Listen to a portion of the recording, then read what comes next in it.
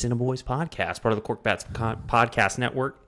I'm Kenny, part of Cork Bats, head boy of the Cineboys, and Three Big Things is a podcast where I sit down with a guest or guests. In this case, it's just one guest to discuss this weekend's biggest movie release. Why is it called Three Big Things? Simple. We're going to give you three big things, sometimes more, that you should consider if you're on the fence about seeing a movie. This week, we're discussing The Flash, and I'll be joined by the godfather of Cork Bats, Mr. Austin Huff. Austin, how are you?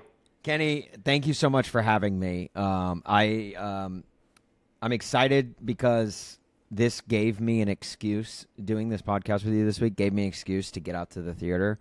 And I went yesterday to see The Flash at Alamo Drafthouse. Yeah. Which I know you are a big Alamo Drafthouse guy. I only ever go to... I would have a hard time going to a different theater at this point. I think I'm that way too. And when it first came to Chicago, I was like, I have got to try this out because Kenny speaks so highly of them. And I tried it out and I was like, yeah, I don't want to go see a movie at any other theater. Well, the reason I like it so much is, yes, you do have the aspect of it being a restaurant as well. So there's full-service restaurant, food and drinks, which is great. And their food's pretty good. Like, it's, probably isn't going to win any awards, but it's better than, like, just going to a movie theater and getting, like, a hot dog.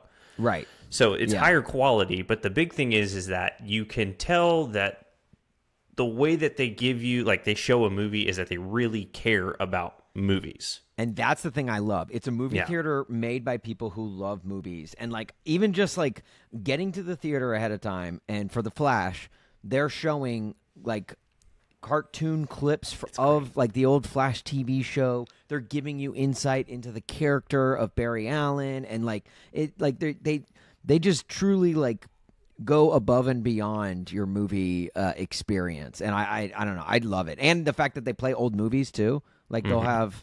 You know, I think they got like a Christopher Nolan month coming up very soon. And that in and of itself, like, you can go back and see The Dark Knight in theaters. You can go back and see Inception if you want to. And then even like 80s movies and stuff. So it's really cool what they do.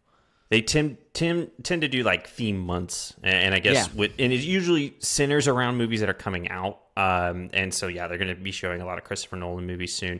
And the other thing is too is the what you're talking about. Yeah, it's worth showing up 15 minutes before the trailers even start because you're just going to get entertained by whatever they're going to show you. And for some stuff that I've seen, they've shown just some goofy off the wall shit. It's fantastic. Yeah. Yeah, I saw Scream there in back in January, and I was like, man, and like it was like getting you in the mood to see, like, you know, a horror movie just by sitting there and getting there 20 minutes early. So I mean, Alamo Drafthouse, like, if you want to sponsor Cork Bats, if you want to, look, that's just what we're saying. Okay, we're gonna talk, only have good things to say regardless. But we're open to the idea. We will field your phone call. So. The ball's in your court, I guess, Alamo. Yeah, absolutely. Like I said, we're going to discuss The Flash. It is, new release. It came out yesterday. Today is Saturday that we're recording this. It's directed by Andy Muschietti, and I hope I pronounced that right. Every picture of him looks super weird, like he's like maybe the villain of a really campy old like Pink Panther. Yeah. He is always at this face like. Anyways, so it's directed by Andy Muschietti. It stars Ezra Miller, also stars Michael Keaton, Sasha Calle. How about this? Let me ask you, and this doesn't have to be a big thing, but overall, like, where are you? Like, how did you feel about this movie? So I'm gonna be 100% honest with you. I think this might have been the first DC of the new DC. Universe, I guess. Not like, obviously I've seen all the Batmans like throughout time and everything, and I've seen the Superman movies, but in this like Jason Momoa, Ezra Miller, Ben Affleck, Justice League era of DC movies, this is the first one I've seen in theaters. Okay. So I just wasn't big on like the overall feel, like the I don't know. It didn't do me. And obviously it was like running parallel with the Marvel Cinematic Universe, and I was big in Marvel, and so I made it. It was hard for me to jump over, but overall, I feel like this is where DC I don't think it's where DC should end up, but I think they're on the path to getting where they need to be, if that makes sense. Yeah. I would say that it's, and you know, if you're familiar with anything that goes on with Warner Brothers and DC, that, you know, there's kind of been a new takeover with Peter Safran and James Gunn, who are going to be basically running DC Studios. And the movies are going to be very different moving forward. This movie was kind of like the end of the Zack Snyder kind of directed universe of DC movies. And you can kind of feel that, because I don't know, like, I honestly don't know what direction they're going to go from here. But, you know, you could kind of sense that it's like an homage to all of that, as well as a lot of other stuff. And we'll kind of get into that. But really what we're here to do is talk about 3 big things. Just 3 big things. You might get a bonus thing. We'll see. Maybe we'll do some... I know we don't do them, but maybe we'll do some honorable mentions. That's not a behave yourself thing. Yeah. We don't do honorable mentions because there's no honor in a mention. But if we did... Yeah, we might talk about those. So, well, I'll just go ahead and, you know, I'll let you start. Austin, you know, what was kind of one big thing that you took away from seeing The Flash? I think the biggest thing, first and foremost... sorry to interrupt you. I'm just going to say it so everyone's aware of it. We're going to try... Look, we're spoiler adjacent. That's what we say about this podcast. Yeah. We're not trying to spoil anything, but we're also not going to stop our conversation if there's something we want to talk about that might be spoily. So if you do not want spoilers, stop listening now. Go read the 3 Big Things review on corkbats.com. That will be 100% spoiler-free. Okay. Yes. Anyways, Austin, continue. Right. And if we ever do hit with like a massive spoiler, we will ask you to leave the room. We'll say, hey, you know what? Why don't you step out of the room for just a little bit? Yeah. Kenny and I are going to talk some major spoilers, because I feel like there is at least one major spoiler we need to get to, but I'll hold that for now. First of all, big thing, and I'm just gonna say 3 letters: CGI. Oh my God. This movie, look, and every superhero movie goes above and beyond with the computer-generated images. That's what CGI is, right? Yes. Yeah. Okay. All right. That good. tracks. Good. I went out on a limb there, and I'm glad it didn't break. And there were times in this film where I was like, oh, that is bad. Like worse than unveiling the dinosaurs at Jurassic Park bad. Yeah. And that was 30 years ago. This week, actually. I was like, how is this not better? And like, if you can't make it better, why would you not, like, either one, why would you include it? And 2, why would you not just like film it in another way where you could maybe do like a blend of CGI with like human interaction? I don't know. There was just a lot of times, even like sometimes, because obviously, and I don't think this is a spoiler, but Ezra Miller, the Flash, Barry Allen, goes back in time and he runs into his former self. There were some times where both the new and old Barry Allen were on screen where it was very clear one of them was CGI'd. Extremely clear. Yeah. In like, you don't have to do that. Right. Like you could very easily just do some green screen magic. They figured that out like 50 years ago. Probably even before then, that you can, we can put the same guy in the same frame. Use old film tricks. Yeah, exactly. Like that's the oldest trick in the book, and I just felt like the CGI was, obviously it's going to be above and beyond, but like even in the opening, like I guess not montage, but like in the opening series, all I'll say is, I'll just say 2 words: flying babies. Like what? Like really? I just feel like it went so far above and beyond that it needed to be, and it took away a little bit of the movie for me. Yeah, I think it's great that you ended on that, because bottom line, and I'll just say it, the CGI in this movie is atrocious. Like, it is probably... I'm glad I'm not alone on this. Yeah, and it's... I think there's many other echoes of that throughout Twitter right now, of people just being like, this is probably the worst looking movie in a long time. And for me, the problem was that when you have, well, I'll backtrack a little bit. So obviously there's been a bunch of backlash about the quality of the CGI of this film. Director Andy Muschietti basically came out and said, like, well, it's supposed to look like that because you're getting it from the perspective of the Flash, and everything's going to look a little distorted. And I was like, that is just utter bullshit. Like, that ain't it.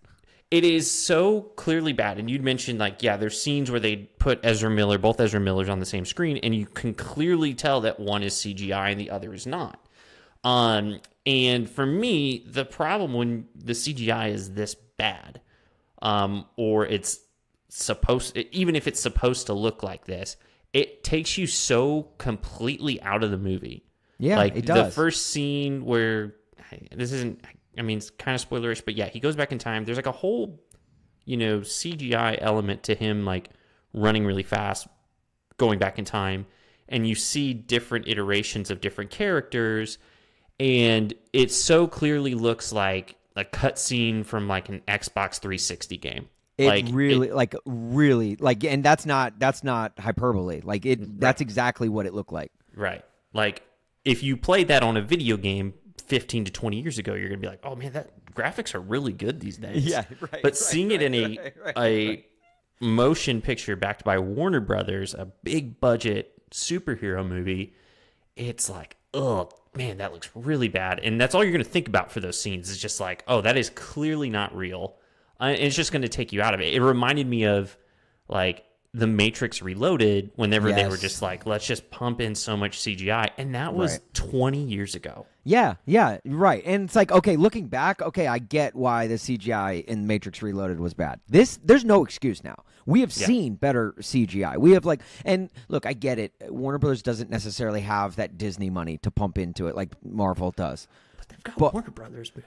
But right, exactly. That's the thing. And if you're going to opt for CGI, you're obviously going for the cheaper option rather than building sets, rather than building out what you actually want to do. And that's, I referenced Jurassic Park earlier. I keep referencing that movie turned 30 years old this week. And the reason that was such a cultural phenomenon was because they actually built animatronic dinosaurs that you could see and touch and feel, and it made it feel real for the audience. Like, yeah, there were some scenes, like the running in the field and, like the Brachiosaurus is right off the top. That it was like, okay, these are very obviously fake, but the CGI still looked good, and we hadn't really seen anything up until that point that well done before. So, like, if you want to opt for the CGI mode, make sure the CGI is good. If not, just go the extra step and pay the extra money to make it feel real. Make this, figure out a way to get the animatronic dinosaurs, if you will, into your film. Because that, to me, it can... And for DC, who is, trying to make a name for themselves, trying to live up to what Marvel has done, you have to go above and beyond even more so than anyone, to win us over. So I was very disappointed by that. Yeah, you're playing from behind.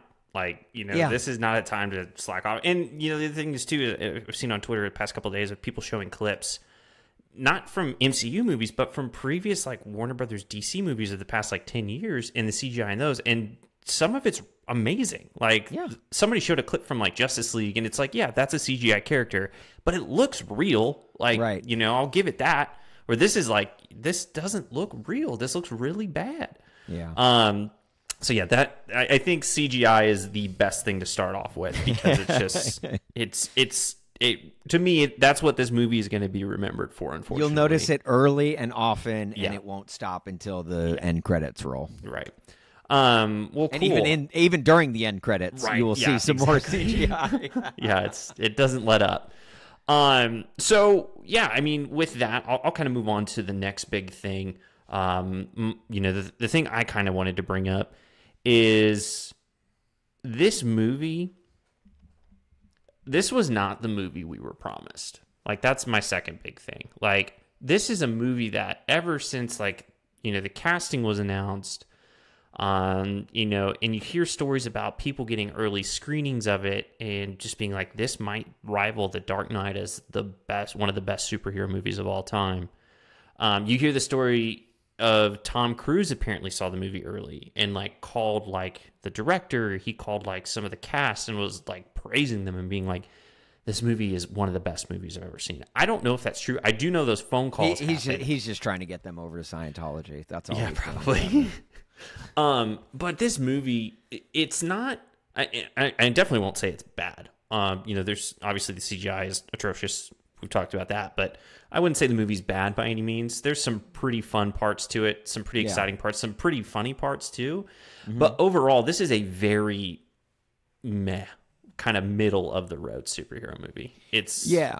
I think it's because I came in very skeptical. Obviously, you know, like I've already mentioned my history with the DCU, and I'll say this: I walked away being like, that was a lot better than I thought it was going to be. Okay. To be honest with you, I thought I came in with a very low expectation, and I had heard those things that people were saying it was going to be really, really great, but I didn't believe them when I read them, so I still came in low, and I walked away being like, okay, look, as a story overall, and I think, look, I'm a sucker for time travel movies.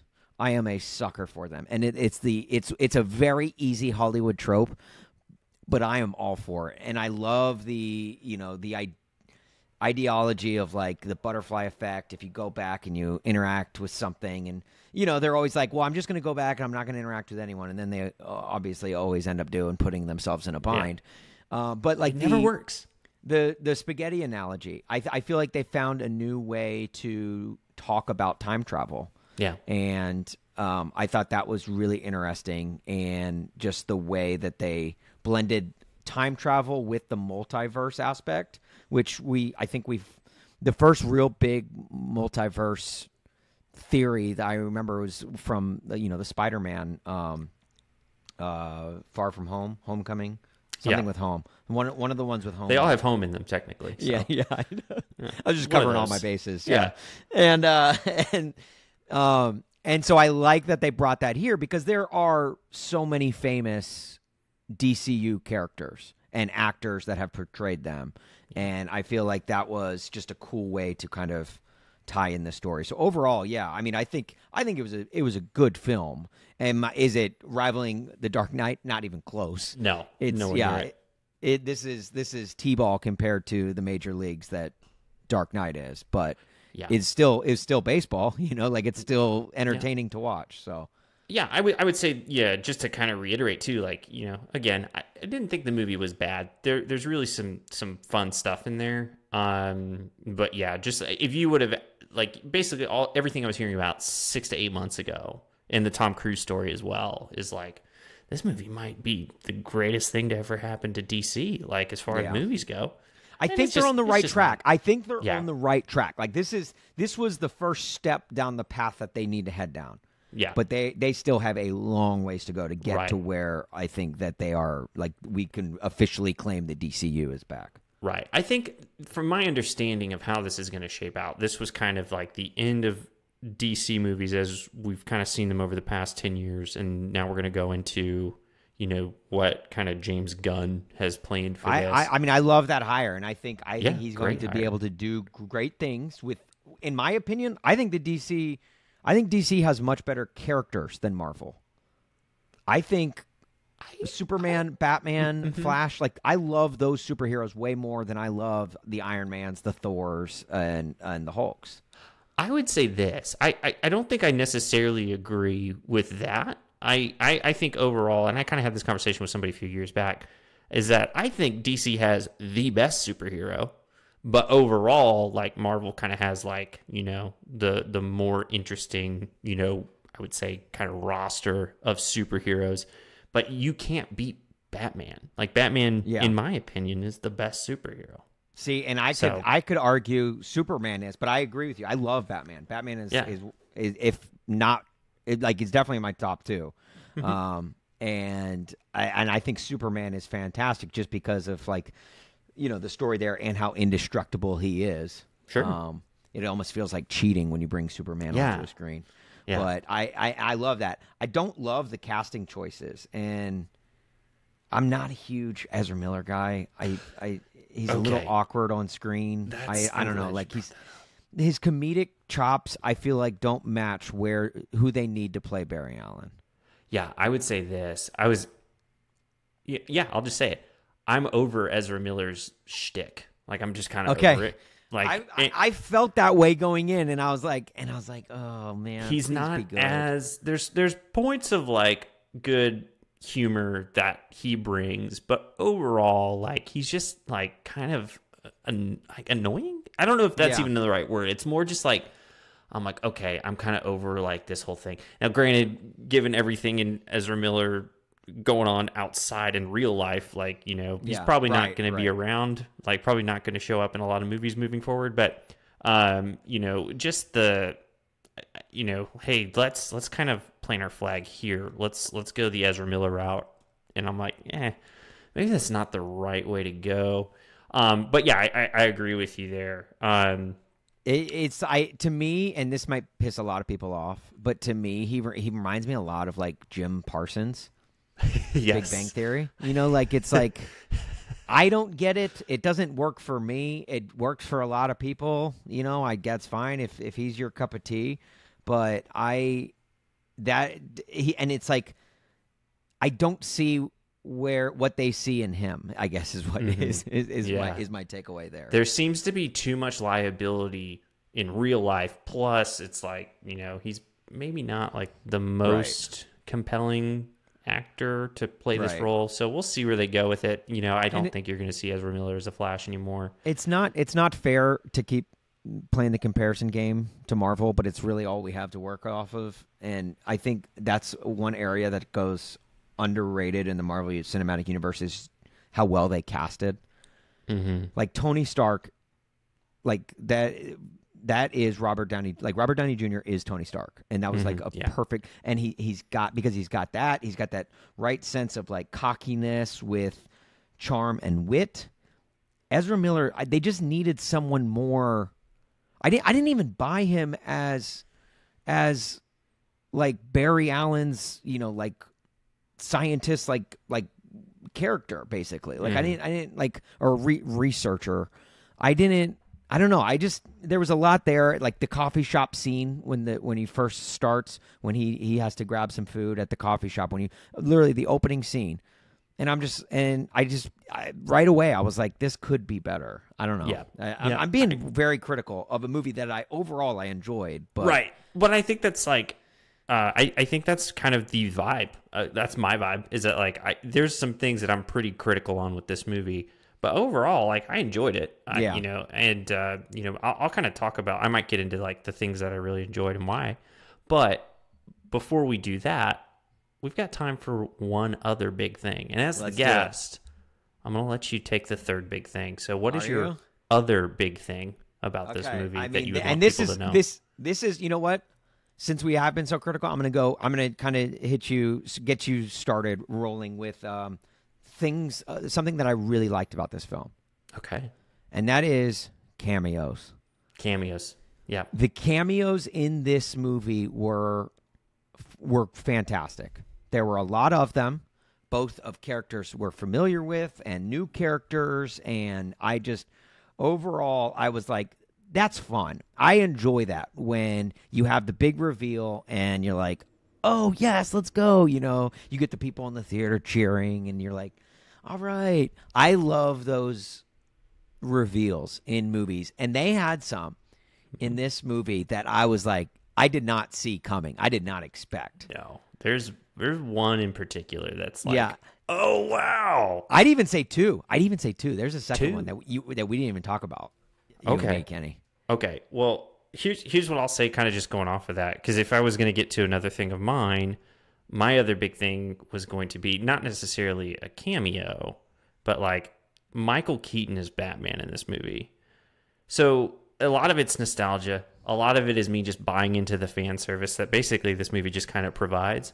Sure. But there were certain parts when Michael Keaton is dressed up as Batman where I'm just like, oh, I'm getting goosebumps. And then there's a scene where he's flying around in the Batwing, and they play Danny Elfman's like score from the original Batman movie, and I'm just like, let's go.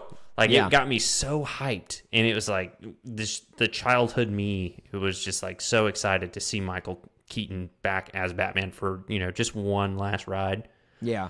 So, but yeah, no, the cameos, like, I think the best part of the movie for me, what made the movie so fun, is that kind of fan service aspect of this movie. Yeah. And, that's, not something you want to build a movie off of. But there's probably 4 or 5 moments in the movie where I'm like, oh, that's fantastic. And it usually had to do with somebody, like a cameo, somebody showing up in the movie. So it was the only thing, and Michael Keaton, obviously, like that's not really a spoiler because everyone knew. Right, everybody knows about that one coming into the film. And I'm the only thing about the Michael Keaton Batman, which I felt all the same things you just described, I found it to be a little weird because when you take Michael Keaton out of a Tim Burton built world and you drop him into whatever this new iteration of DC movies is, the themes and the character don't match up. Like, I noticed, like, this Michael Keaton Batman was a lot kind of like wittier and almost like sillier than the Batman from the Tim Burton movies. He was a lot more serious then. And now, granted, this is, it's 30 plus years ago. So maybe that's just, with old age, maybe maybe that happens to the character. But I felt that the themes, I wish they could have like tried to at least blend the themes a little bit more from that Tim Burton, like kind of creepy, eerie, Edward Scissorhands-y world.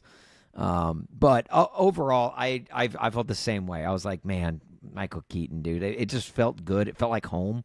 It felt like going back to your grandma's house. Yeah. And you're like, yeah, this is exactly where that throw pillow is exactly where that my grandma's always, that knitted thing on the wall. Oh, that's always been there. And that's what it felt like seeing Michael Keaton as Batman again.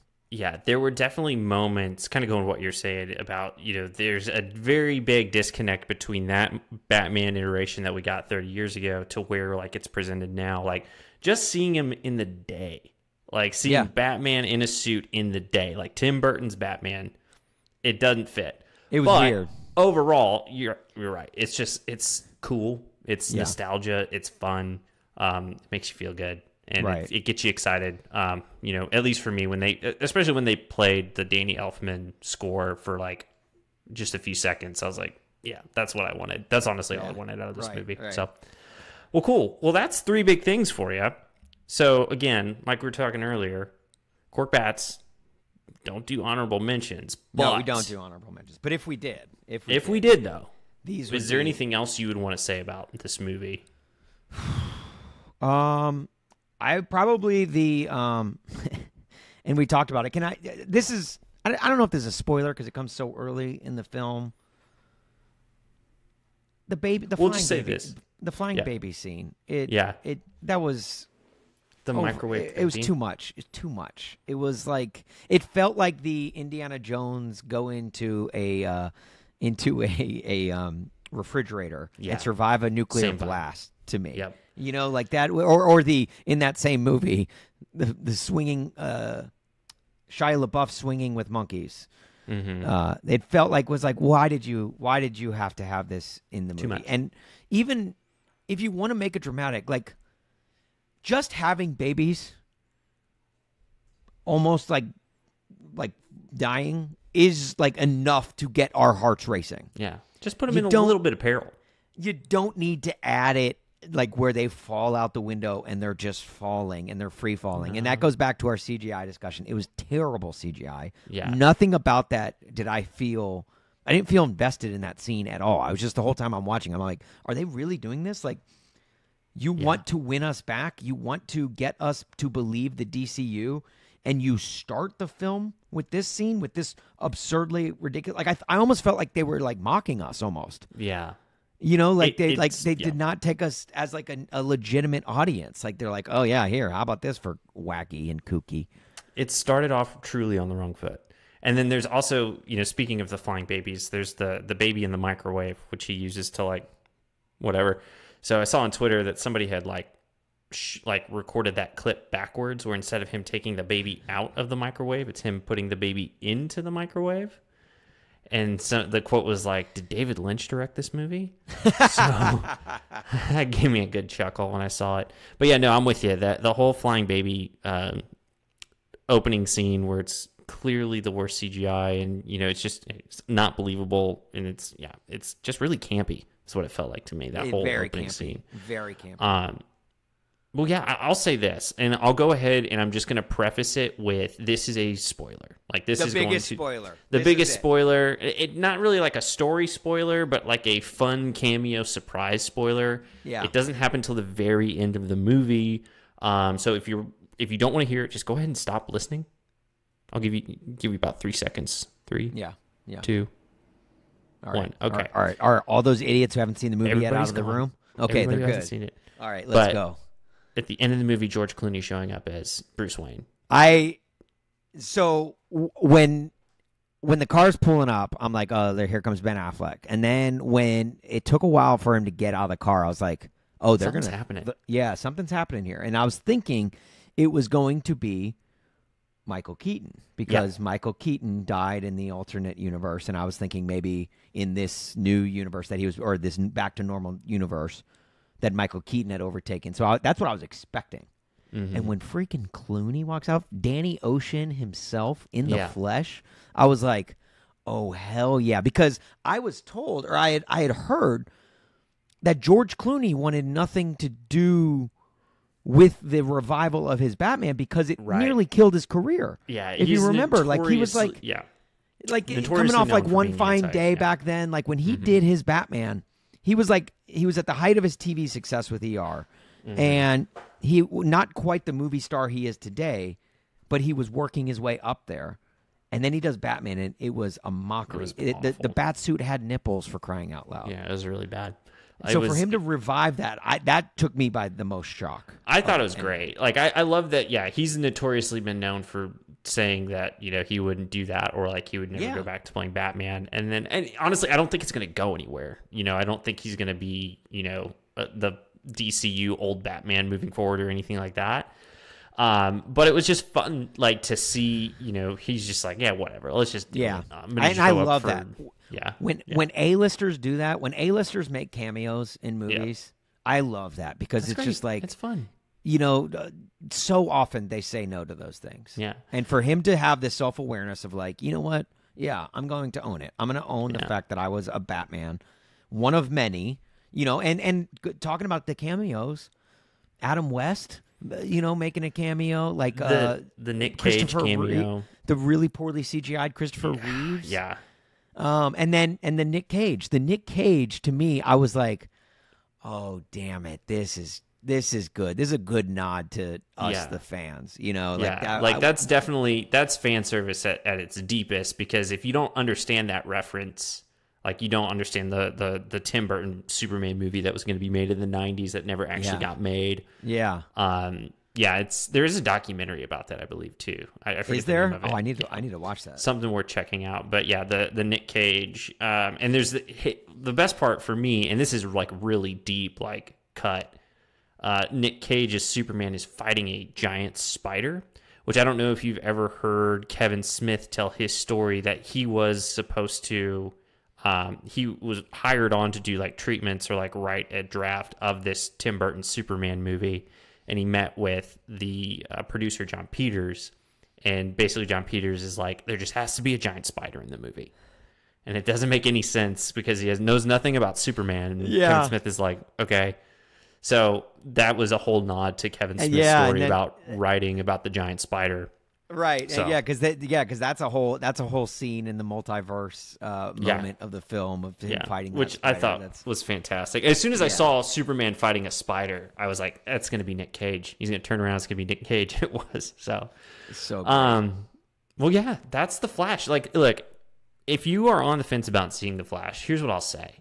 Last thing, it's fun. It's a good time. If you're looking for something to do this weekend, if you haven't seen Across the Spider-Verse yet, or you've already seen Across the Spider-Verse, then go check out the Flash. I'm actually going to go see Across the Spider-Verse again today because it's that good. But so you've already seen it and you're going back. Oh, it's so good. love it. You're going gonna again. double dip. But look, it's not about Across the Spider-Verse. We're here to talk about the Flash. It's fun. It's a good time. Is it gonna, stay in your head forever? No. Like, you're not gonna probably revisit it unless you're like a huge Flash or superhero fan. It's probably not one you're gonna go back to, but it's enjoyable. It's got some pretty fun moments. Overall, not a bad movie. If you're a DCU hater like I've been, it's a step in the right direction, and it's worth your viewing, whether you wait for it for streaming or if you go to the theater and see it. Yeah. Personally, I say go to the theater just because I want movie theaters to come back. I want, I want it to. Well, don't go to just any movie theater. Go to Alamo Draft House. You know what? Go to Alamo Draft House. And this is definitely not a plug by two guys desperately wanting Alamo Draft House to sponsor their podcast. Yeah, please don't. Yeah, like, look, we don't want anything from you, but we kind of do. And we would promote Alamo Draft House every single episode, no problem. But anyways, that's going to be it for Three Big Things this week. Austin, I am very thankful that you decided to join me. It was a good time. Kenny. It's always a blast because I gotta say it all the time. I love talking movies, and I very rarely get the outlet to do so. So I appreciate you. Well, cool, man. I really appreciate that. And then also, is there anything you want to plug? Just plug away, dude. No, just Cork Bats. We're almost at 6,000 followers on Instagram. So give us more. At Corked Bats, that's Cork spelled with a K. Other than that, I don't think there's anything really to plug. Check out the website, corkbats.com. Yeah. All the socials, Cork Bats. And follow Cineboys. Yes. You guys put out great work every single week. And you work hard. Kenny's reviews, if you've ever read Kenny's reviews on corkbats.com. If you're a movie fan, you need to check him out because he does a great job of, one, busting them out in a timely manner. Like, I'm talking opening weekend, he'll have a review out there for you, and he'll give you the intel you need to know going into the movie without any spoilers. So if you want to read it ahead of time or go see the movie and then read it afterwards, which I still do have a bone to pick with you about your Scream blog. As a massive Scream Ghostface Killer fan, I wish we would have started the podcast like 4 months earlier, so we could. We'll pick that fight at a later date. Yeah. We'll do like a podcast where you and I just debate. I didn't think it was like Scream. terrible. It's just, it was whatever. Anyways, well, thank you. I really appreciate that. I wish I could say that, it's something that I do all on my own. So I will. It is something that I do all on my own, and it's a lot of hard work. No, it is. Kidding. No, it is. Peel the curtain back. Honestly, Kenny goes out and sees movies on his own dime because he loves to see movies. He doesn't get sent screeners or anything, and then he writes about them because he loves movies and he's passionate about it. So if you are looking for someone who is passionate about movies, no joke, Kenny and the Cineboys, like, they're your go-to source. Well, thank you. I really appreciate that. And I'll just say too, the Cineboys, be sure to follow us on. Really, the big thing is, if you don't subscribe to our podcast, go ahead and do that. It's absolutely free. It goes a long way for us. Leave a review, leave a rating. That always goes a long way for us too. And then, youtube.com/corkbats, which has actually become the number one place to get Cineboys as of recently. Our YouTube numbers, like, people, prefer to watch the podcast, which is great, continues to grow. Be sure to check out, Corkbats YouTube page, corkbats.com for reviews. You can follow us on Twitter and Instagram at Cineboys. That's pretty much it. Just follow Cork Bats and you can find us. It all circles back to Cork Bats. So just do it. It's not going to hurt. We're not going to bite. Right. Yeah, we're good. Hard. Well, cool, man. Really appreciate hanging out with you. It was a good time. Hey, likewise. All right, see you.